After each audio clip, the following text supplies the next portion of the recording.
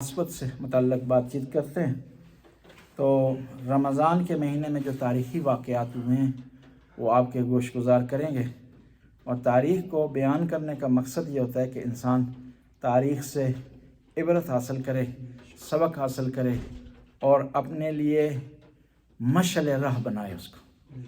قرآن میں تاریخ کو بہت زیادہ اہمیت دی، بلکہ ایک سورت کا نام سورہ قصص ہے، کہ بعض نے اس کی قصص کہا گیا ہے، یعنی ایسی صورت جس میں داستانیں بیان ہوئی، انبیاء کا تذکرہ آیا ہے۔ قرآن میں 26 انبیاء کے نام ہیں، اور سب سے زیادہ تذکرہ بنی اسرائیل کا ہے۔ کس لیے؟ تاکہ درس حاصل کریں۔ تو رمضان کے مہینے میں جو اول رمضان کو جو واقعات ہوئے ہیں تاریخ میں، ان میں صحف ابراہیم کا نازل ہونا۔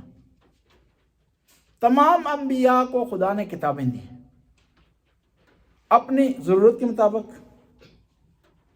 علاقے کی نوعیت کے مطابق، لوگوں کے مزاج کے مطابق شریعت کو کتابوں کی صورت میں نازل کی۔ جو عام کتابیں ہوتی تھی ان کو صحف کہا جاتا تھا یا صحیفہ۔ اصل میں عربی میں صفحہ کہتے ہیں ایک ورقے کو، اور چند ورقوں کو ملا دیجیے اسے صحیفہ کہتے ہیں، اور جب یہ صفحے کتاب کی صورت میں آ جائیں تو اسے مصحف کہتے ہیں۔ اس لیے عربی زبان میں جہاں قرآن کا لفظ استعمال ہوتا ہے قرآن کے لیے، وہیں مصحف کا لفظ استعمال ہوتا ہے۔ اور اسی لیے ہمارے ہاں ایک کتاب ہے مصحف فاطمہ، جو نبی کریم نے املا فرمائی ہے، مولا علی نے لکھی ہے، اور بی بی پاک کے لیے لکھی گئی ہے، کتاب ہے حدیثوں کی۔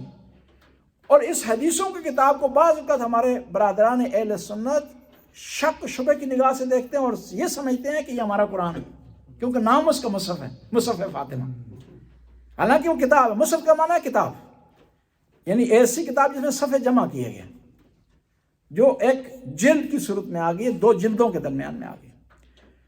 اول رمضان کو صحف ابراہیم نازل ہوئے ہیں۔ یہ جو ساری کتابیں ہیں نا خدا نے بھیجی ہیں، چاہے صحف کی صورت میں، چاہے یہ 4 کتابیں ہیں مقدس، ان کی صورت میں، یہ ہدایت کے لیے بھیجے۔ خدا نے انسانوں کی ہدایت کے لیے 3 انتظام کیے، کتابیں نازل کی ہیں، انبیاء بھیجے ہیں، اور عقل سے نوازا ہے۔ اور ان میں سے جب تک انسان رجوع نہیں کرے گا، استعمال نہیں کرے گا، تو اس کو فائدہ نہیں ہوگا۔ عقل اگر ارسطو کا بھی ہو نا، اس کو اگر استعمال میں نہ لایا جائے تو اس کا کوئی فائدہ نہیں۔ اور قرآن کو سمجھنے کے لیے عقل کی ضرورت ہے، حدیث کو سمجھنے کے لیے عقل کی ضرورت ہے۔ عقل نہیں ہوگا تو آپ کسی چیز کو سمجھ نہیں سکتے۔ یہ نماز بھی آپ کی مکمل نہیں ہے، اور اس لیے کہا جاتا ہے کہ جو حدیث عقل پر نہ اتر رہی ہے اس کو رد کر دیں۔ ہمارے برادران اہل سنت کے یہاں ایک حدیث ہے جس میں یہ ہے کہ مکھی اگر دودھ میں، پانی میں، شہد میں، کسی لیکوڈ میں گر جائے تو خوب ڈبوئے نیچے، تاکہ جو ہے وہ اس کے پر میں ایک میں شفا ہوتی ہے اور ایک میں آج کے بقول جراثیم ہوتے ہیں۔ جی تو پتہ نہیں کون سا پر گیا، آپ خوب ڈبوئیں، اگر جراثیم والا گیا تاکہ وہ دوسرا بھی آ جائے، وٹامنس والا بھی۔ جی میں وٹامنس کا لفظ میں استعمال کر رہا ہوں، جی تاکہ بیلنس ہو جائے۔ وہ ایک مولانا صاحب تھے، تو ان شاگرد کو کہا کہ میرے لیے چائے لاؤ۔ اتفاق سے پاکستان میں گرمی میں مکھیاں بہت زیادہ آتی ہیں بعض علاقوں میں نا، وہ مکھی اس میں گر گئی۔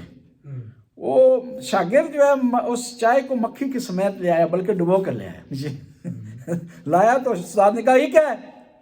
کہا جی آپ نے حدیث کل بیان کی تھی کہ مکھی اگر چائے میں، دودھ میں گرے اسے خوب ڈبوائیں۔ تو کہنے لگا وہ مدینے دی مکھیاں سن، پاکستان کی مکھیاں نہیں سن۔ جی یہ پاکستان کی مکھی ہے، مکھی کی ہے، جی مدینے کی ہو یا مکہ کی ہو، اس کی نیچر اپنی ہے۔ وہ یہ نہیں ہے کہ مکھی جو ہے وہ خانہ کعبہ کی ہوگی یا مدینے کی ہوگی تو وہ پاک ہو جائے گی، پاکستان کی تو نجس ہو جائے گی، کبوتر وہاں کا ہوگا تو اور ہوگا، یہاں کا اور ہوگا۔ ایسا نہیں معاملہ۔ اب عقل نے ہمیں بتایا ہے کہ یہ حدیث جھوٹی ہے، یہ کسی نے اپنا دودھ بیچنے کے لیے کی ہے، اپنا شہد بیچنے کے لیے کی ہے، کہ اس کے بڑے کڑاہ میں مکھی گر گئی تھی۔ اب وہ بیچارہ کیا کرے، گاہک نے دیکھ بھی لیا جی، اور گاہک نے دوسرے لوگوں کو بتا دیا، اب تو یہ سارا دن اس کا معاملہ ٹھپ ہو جانا تھا۔ تو اس نے فوراً حدیث بنا دی کہ نہیں جو ہے یہ تو بلکہ آپ کے فائدے میں فیور میں ہے، بلکہ یہ اس کو آپ کو چاہیے اس دودھ کو مہنگا خریدیں جی. عام طور پر اگر 100 روپے لیٹر ہے تو اس کو 200 کا خریدیں کہ اس میں تو زیادہ برکت آ گئی ہے. لیکن عقل یہ کہتا ہے کہ نہیں، اس قسم کی حدیث کو آپ نے ریجیکٹ کرنا. 3 رمضان کو جو واقعات ہوئے ہیں ان واقعات میں سے شیخ مفید کی وفات ہے. شیخ مفید بہت عظیم ہستی ہیں، علماء کا مذہب تشیع کو پہنچانے میں بڑا کردار. شیخ مفید وہ ہیں کہ جو استاد ہیں سید رضی کی اور سید مرتضیٰ کے. سید رضی وہ ہیں جنہوں نے نہج البلاغہ کمپائل کی. سید مرتضیٰ کی بہت زیادہ کتابیں ہیں، اور ان کے واقعات میں اس طرح آتا ہے کہ شیخ مفید اپنے مدرسے میں بیٹھے ہوئے تھے، خواب میں دیکھا انہوں نے مدرسے میں بیٹھے ہوئے ہیں، بی بی پاک تشریف لائی ہیں اور امام حسن حسین کو ہمراہ لائی ہیں اور فرما رہی ہیں کہ اے شیخ میرے ان 2 بچوں کو آپ نے تعلیم دینی. اب پریشان ہو گئی کہ میرے ساتھ معاملہ کیسا ہو گیا، آیا میں اتنا بڑا مقام رکھتا ہوں کہ بی بی آئیں اور حسن حسین کو لائیں. کہتے ہیں صبح یہ سوچ رہے تھے، اپنے مدرسے میں بیٹھے ہوئے سوچ رہے تھے تو سید رضی اور سید مرتضیٰ کی والدہ آئیں اپنے 2 بیٹوں کو لے کر کے کہ شیخ آپ نے میرے 2 بیٹوں کو تعلیم دینی. اور وہ اتنی عظیم ہستی بنی کہ جنہوں نے نہج البلاغہ جمع کی، اور اتنے بڑے ادیب تھے کہ بعض لوگ جو اہل سنت کے نہج البلاغہ کو نہیں مانتے وہ کہتے ہیں کہ یہ خود بڑا ادیب تھا، یہ خود لکھا ہے اس نے نہج البلاغہ، جمع نہیں کیا اس نے، کمپائل نہیں کیا بلکہ خود لکھا ہے. شیخ مفید ان ہستیوں میں سے ہیں جنہوں نے شریعت کے لیے مذہب کے لیے کام کیا.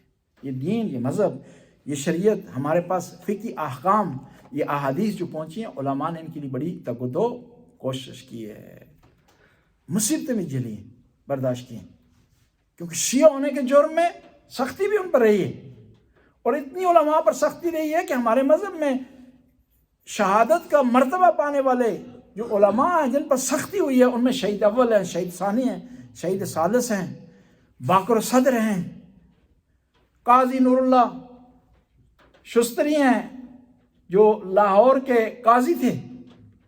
ان کو کیوں شہید کیا گیا؟ اس وجہ شہید کیا کہ یہ اہل بیت کے مذہب کو، اہل بیت کی تعلیمات کو، اہل بیت کے علم کو ہم تک پہنچا رہے تھے. 6 رمضان کو جو واقعات ہوئے ان میں سے تورات کا نازل ہونا، تورات 6 رمضان کو نازل ہوئی. یعنی رمضان کی برکات میں سے ایک برکت یہ بھی ہے کہ اس مہینے میں قرآن جہاں نازل ہوئے وہاں دوسری کتابیں بھی نازل ہوئی ہیں.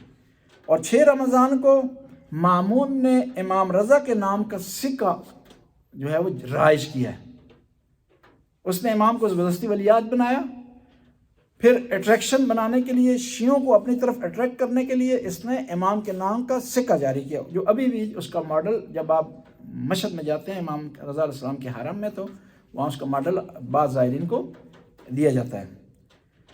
9 رمضان کو جو واقعات ہوئے ان میں سے ایک واقعہ وہابیوں نے حملہ کیا نجف اشرف پر، اور وہاں پر شیعوں نے مقاومت کی، ریزسٹ کیا اور ان کو شکست دی. کربلا میں یہ کامیاب ہو گئے تھے اور پھر یہیں سے سلسلہ شروع کیا انہوں نے، اور بقیع کے مزارات انہوں نے گرائے. مکہ معظمہ میں جو زیارتیں تھیں انہوں نے خراب کی. ایک لمبا جو ہے وہ سلسلہ انہوں نے شروع کیا. جب انہوں نے شکست دی عثمانی حکومت کو، اپنی حکومت بنائی، تو اس کے بعد یہ کام انہوں نے وہابیوں نے کیے. 10 رمضان کو جو واقعات ان واقعات میں سے بی بی خدیجہ سلام اللہ علیہ کی وفات ہے. صلوات تو انشاءاللہ اس دن عرائض، اس سے زیادہ عرائض آپ کی خدمت میں پیش کی جائیں گی. اور اسی 10 رمضان کو 60 ہجری کو پہلے خطوط کوفیوں کے پہنچے ہیں امام حسین کے پاس. جب امام تشریف فرما تھے کہاں پر؟ مکہ میں. خطوط کا جو پہلا سلسلہ شروع ہوا ہے وہ 10 رمضان کو ہوا ہے کہ انہوں نے خطوں میں لکھا اپنے خطوط میں کہ ہمارا کوئی امام نہیں ہے، آپ آئیں ہماری رہنمائی فرمائیں. اب سوال ہی پیدا ہوتا ہے یہ کوفہ کے لوگ آیا شیعہ تھے یا نہیں تھے؟ خود خط سے اندازہ ہو رہا ہے کہ یہ شیعہ اس طرح کے شیعہ نہیں تھے جس طرح آج ہم اصطلاح استعمال کرتے ہیں، ورنہ یہ کبھی نہ کہتے کہ ہمارا کوئی امام نہیں ہے. انہوں نے خط میں کہا کہ ہمارا کوئی امام نہیں ہے، آپ ہمارے امام بن جائیں گے، کیونکہ شیعہ کا عقیدہ ہے کہ امام حسین ان کے امام ہیں. اگر وہ امام کو امام مانتے، اثنا عشری کہلاتے، شیعہ ہوتے تو اس طرح لکھتے کہ آپ ہمارے امام ہیں، آپ یہاں تشریف لائیں. بس کوفہ کے لوگ جو اکثریت میں تھے وہ شیعہ نہیں تھے. ہاں ان میں شیعہ تھے جن کو جیل میں ڈال دیا گیا تھا، ان میں شیعہ تھے جو امام کی مدد کرنے کے لیے کربلا میں آ گئے. حبیب ابن مظاہر، عابس شاکری، مسلم بن اوسجہ، یہ کوفہ کے رہنے والے تھے، شیعہ تھے اور امام کے ساتھ آ گئے امام کی مدد کرنے کے لیے. بس اکثریت کوفہ کے لوگوں کی شیعہ نہیں تھے. وہ ایک خاص نیچر کے لوگ تھے، جہاں کا کہیں نعرہ لگ جاتا تھا وہیں دوڑنا شروع کر دیتے تھے. جو ہے وہ عمران خان کے ساتھ جس طرح لوگ شروع ہو جاتے ہیں، جیل میں تو خاموش ہیں جی، کوئی اور کل شوشہ چھوڑ جائے گا تو اس کے پیچھے دوڑنا شروع کر دیں گے. کوفہ کے لوگوں کا یہی حال تھا کہ یہ وہی لوگ تھے جنہوں نے امام حسین کو خط لکھا، وہی لوگ تھے جو امام حسین کے خلاف ہو گئے، لشکر یزید میں آ گئے. یہ وہی لوگ تھے بعد میں جذباتی ہو کر توابین بن گئے. یہ وہی لوگ تھے جنہوں نے جو ہے وہ عبداللہ بن زبیر کو فالو کیا، مصعب بن جو ہے وہ زبیر کی حکومت برداشت کی. یہ رنگ بدلتے تھے اور اس کی وجہ یہ تھی کہ یہاں کے جو لوگ تھے نا، یہ لوگ پائیدار نہیں تھے. کیونکہ یہ جو شہر تھا کوفہ کا، اس کا نام پرانا ہیرا تھا. یہ خلیفہ دوم کے زمانے میں شہر بنا، پہلے شہر نہیں تھا، یہ چھاونی تھی. خلیفہ دوم نے چھاونی بنائی تھی ایران پر حملہ کرنے کے لیے، اور اس میں مختلف اقوام آ کر آباد ہو گئی تھی. یہاں کے لوگوں کے روٹس نہیں تھے، قبیلے والے نہیں تھے، اس لیے مستقل مزاج نہیں تھے. جہاں کا نعرہ لگتا تھا ساتھ، جہاں کی ہوا چلی اسی طرف چلنا شروع کر دیتے تھے. بسم اللہ الرحمن الرحیم، الحمدللہ رب العالمین، الصلاۃ والسلام علی نبی الرحمہ سید المرسلین وعلی علی ابن